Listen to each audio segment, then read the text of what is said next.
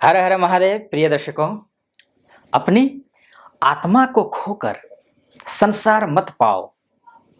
आपकी बुद्धि सोने और चांदी से कहीं बेहतर है।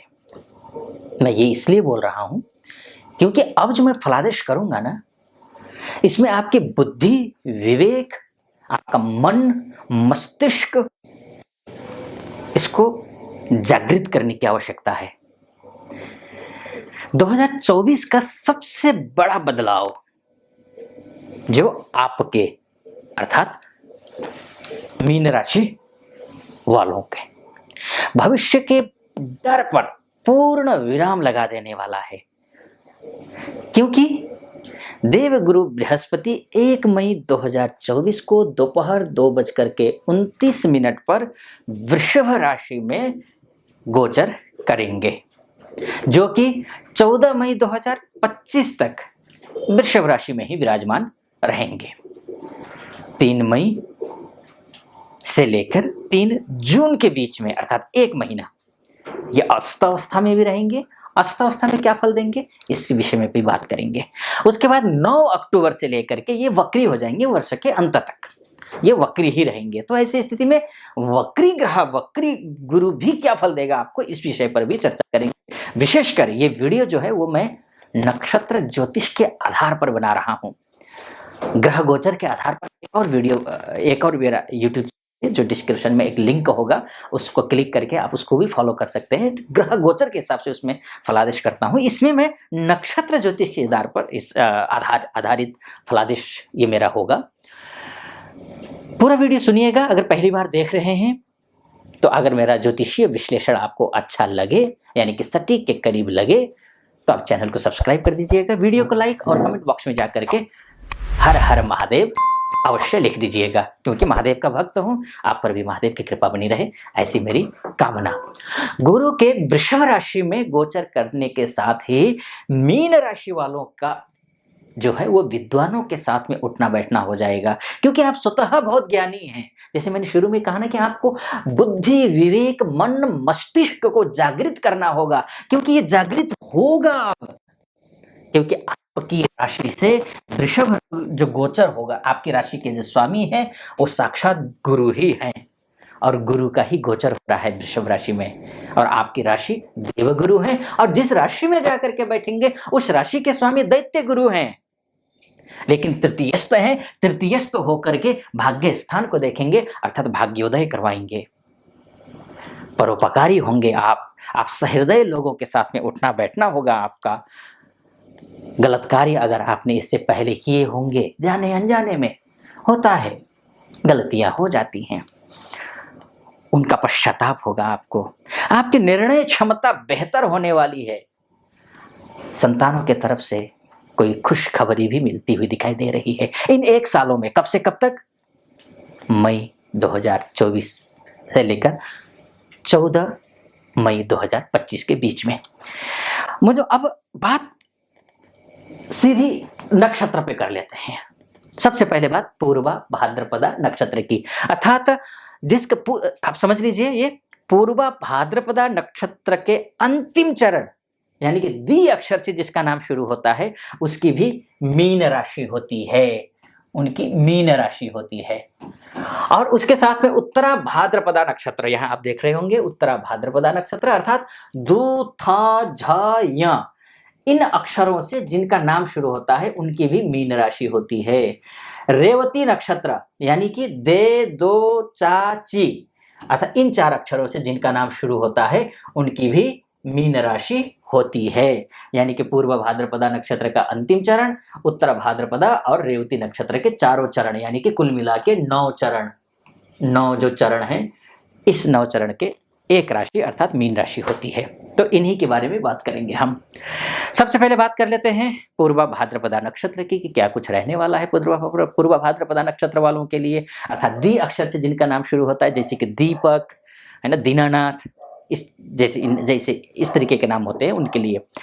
देखिए, आपकी राशि से गुरु की जो राशि नक्षत्र गोचर है, क्योंकि गुरु महाराज जो है ना, आपको 16 जून से लेकर के वर्ष के अंत तक है ये रोहिणी नक्षत्र में गोचर करेंगे। 16 जून से पहले वो कृत्तिका नक्षत्र में गोचर करेंगे। कृत्तिका नक्षत्र जो है वो सूर्य का नक्षत्र है, और सूर्य और गुरु के बीच में तो बहुत अच्छे रिश्ते होते ही हैं, लेकिन मैं बात करूंगा खासकर रोहिणी नक्षत्र की बात करूंगा, जो कि 12 जून के बाद रोहिणी नक्षत्र में गुरु गोचर कर रहे हैं। तो वो जो गोचर होगा वो अद्भुत है आपके लिए, अद्भुत है, लेकिन हाँ सावधानी भी है। गोचर सिर्फ गोचर नक्षत्र के दृष्टिकोण से हम देखते हैं ना तो शानदार है, लेकिन हम थोड़ा और गहराई में जाते हैं नक्षत्र में भी, जैसे नवतारा इत्यादि देखते हैं तो वध तारा आता है। वध तारा शुभ नहीं है, यानी कि आप रिस्क बहुत ज्यादा लेना मत। इस गलतफहमी में मत रहना कि जो रिस्क लेता है वही तो अमीर बनता है, वही तो सक्सेसफुल होता है। इस चने के झाड़ पर कोई आपको चढ़ा देता है ना, चढ़ना मत। बस एक ही निवेदन है आपसे, अन्यथा समय आपके लिए शुभ है। चाहे जॉब करते हो आप, चाहे बिजनेस करते हो आप, चाहे विवाह को लेकर के परेशान रहे हो आप, चाहे पर्सनल लाइफ यानी कि आप किसी के साथ में प्रेम संबंध में से जुड़े हुए हैं उनके लिए हो, विद्यार्थी वर्ग हो आप, विदेश जाना चाहते हैं आप, जो विदेश में रह रहे हैं अगर आप, तो भी सबके लिए शुभ समय है। लेकिन कुछ भी किसी के बहकावे में मत आना। वध तारा खतरा का संकेत होता है, बस इतना समझना। कुछ भी काम करना हो दिनचर्या को फिक्स करके करिए, अपना जो एक डिसिप्लिन में रहिए तो आपके लिए शुभ है। अगर डिसिप्लिन में नहीं रहे तो फिर खतरा है, इतना आप समझ लीजिए। एक तो ये हुआ। अब बात कर लेते हैं उत्तरा भाद्रपदा नक्षत्र की। उत्तरा भाद्रपदा नक्षत्र के लिए जो है साधक तारा बनता है गुरु के लिए। आपके नक्षत्र से रोहिणी नक्षत्र जो है वो साधक तारा के अंतर्गत आएगा। अब साधक तारा का छठा तारा है और साधक तारा के अंतर्गत आता है, जिसका जो फल होता है वो उपलब्धियों से भरा होता है। अगर कहीं आप जॉब के लिए जा रहे हैं अत्यंत शुभ है। आप बिल्कुल बेझिझक होकर बेधड़क होकर के जाइए, पूरा कॉन्फिडेंस के साथ में आप अपने जॉब इंटरव्यू दीजिए, आप क्लियर कर रहे हैं। एक इंटरव्यू कॉल नहीं आ रही, इंटरव्यू कॉल आ जाएगी। बिजनेस स्टार्टअप करना है, पैसे का इंतजाम नहीं हो पा रहा है, पैसे के इंतजाम हो जाएंगे आपके। उपलब्धि आप स्वतः समझ रहे हैं ना, आप जिस किसी भी फील्ड में हैं, आप विदेश जाना चाह रहे हैं, बार बार प्रयास कर रहे हैं लेकिन नहीं जा पा रहे हैं, अब जाएंगे। ठीक, अगर विदेश में हैं आप, ग्रीन कार्ड के लिए अप्लाई कर रहे हैं, पीआर की प्रॉब्लम आ रही है, अन्य किसी प्रकार की प्रॉब्लम आ रही है, तो शॉर्ट आउट होता हुआ दिखाई दे रहा है। अर्थात आप जिस फील्ड में विद्यार्थी हैं, विद्यार्थियों के लिए बहुत अच्छा।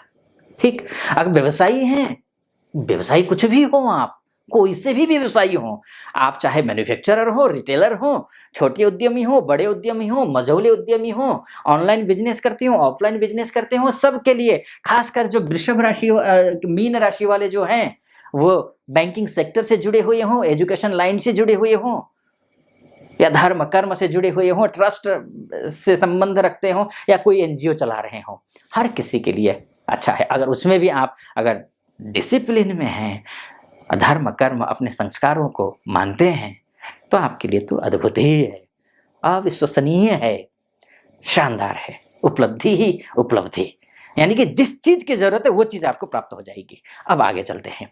आगे क्या, रेवती नक्षत्र की बात करते हैं, अर्थात दे दो चाची, इन अक्षरों से जिनका नाम शुरू होता है उनके लिए बात कर लेते हैं। उनके लिए भी समय शुभ है, लेकिन आपके लिए टर्म्स एंड कंडीशंस अप्लाई होता है। वो कैसे? क्योंकि आपकी जो नक्षत्र है रेवती नक्षत्र से जो रोहिणी नक्षत्र है, वो जो है रोहिणी नक्षत्र से जो आपके जो नक्षत्र है ये प्रत्येरी तारा के अंतर्गत आता है। अब प्रत्येरी तारा के अंतर्गत जब आता है ये शुभ नहीं होता है। अब शुभ किस क्षेत्र में नहीं होता है ये भी आप जान लीजिए। वैसे ग्रह गोचर के हिसाब से शानदार है, अद्भुत है। आप ग्रह गोचर का लेकर के उसमें आप मेरा जो लिंक नीचे दिया हुआ है ना, उसमें आप देख सकते हैं, अद्भुत है, शानदार है।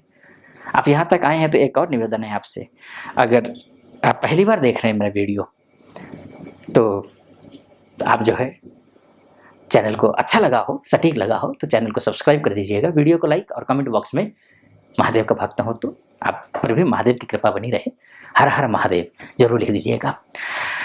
तो अब ऐसे में जो है रेवती नक्षत्र वालों के लिए प्रत्येरी तारा जो होती है बाधा देती है, यानी कि काम तो संपन्न होगा, वो होना है।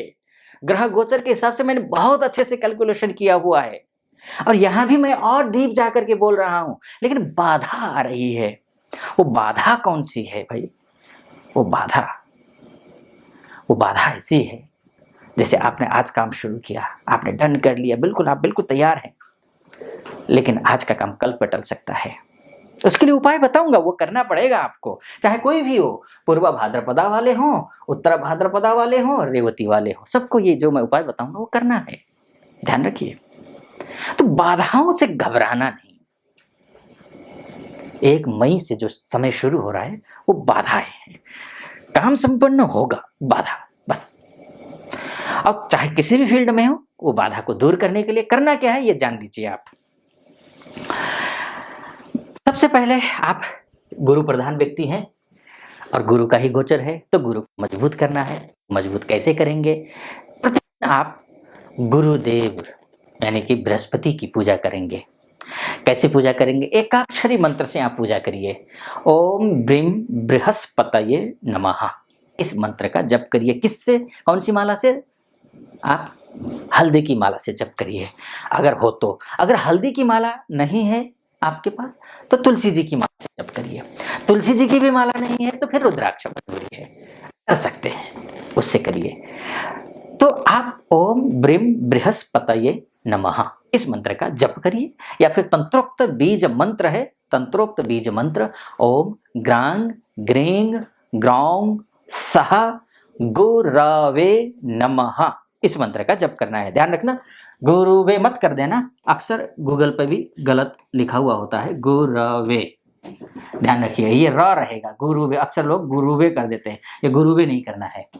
ओम ग्रांग ग्रींग ग्रौंग सह गुरवे नमः, इस मंत्र का जप करना है, आपको प्रतिदिन करना है। भगवान विष्णु की पूजा करनी है, उठते बैठते में आपको ओम नमो भगवते वासुदेवाय इस मंत्र का जप करना है। तुलसी जी अगर घर में हो तो संडे को छोड़ करके रोज तुलसी जी पर जल चढ़ाइए। इतना करेंगे आपके लिए सब कुछ कुशल मंगल रहेगा, कोई चिंता की बात है नहीं। अगर आप विस्तार से कुंडली जानना चाहते हैं अपनी कुंडली में क्या है, तो नीचे नंबर होगा, उस नंबर पे कॉल कर लीजिए और हमारे प्रतिनिधि से बात करके मुझसे बात करने के लिए आप अपॉइंटमेंट ले लीजिए और आपकी मेरी बातचीत आपकी कुंडली के बारे में विस्तार से चर्चा करेंगे। फिलहाल अनुमति दीजिए। ओम हर हर महादेव।